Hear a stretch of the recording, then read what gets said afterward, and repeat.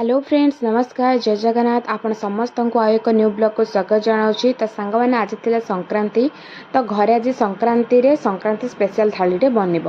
तो संक्रांति स्पेशल थाली हम पुणी दही बैगन टे केमी से रही कहले, तो मुझे भाविली आज घरे दही थिला एवं बैगण भी थिला, तो दही बैगन टे घरे बनाया मुझे भाविली। तो प्रथम कौन कली, दहीटा को प्रथम एपर नहीं भल भाव देखो दहीटा किपर घंटा जाऊँगी कि देख स्मूथ आसला, तापर पानी टिके देदेवे, पुणी थे घांटे देखो यहीपरि भाव कले दही किपर स्मूथ हो देखो। तापर कौन करेंगे, ताहिरे टिके मर्च गुंड, आपड़ चाहिए चाट मसला भी पकई पारे, ना स्किप भी करेंगे। मर्च गुंड पर लुण टिके पकेबे स्वाद अनुजाई कि भल भाव घांटी देवे।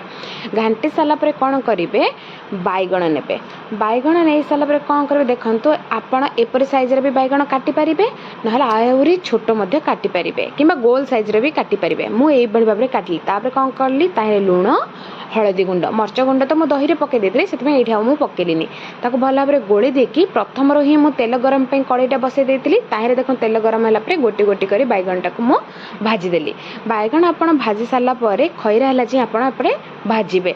देखु किपरि खैरा भाव में माने देखो बैगणटा किपरि खैरा होपरी खैरा हो सारापर गोटी गोटी कर बैगण पकईकी आप सब बैगण फ्राए करके काढ़। बैगण भजा सरला जो पूर्वर दहीटा को मुझे गोलिक रखी से दहीटा को आणिकी भजा बैगण उपर पकईदेली।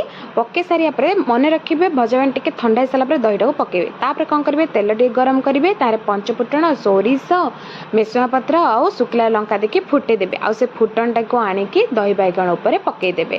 तो तापर कौन करेंगे, टे ऊपर तल करदे। देखो दही बैगण आम रेडी होगा अति कम समय।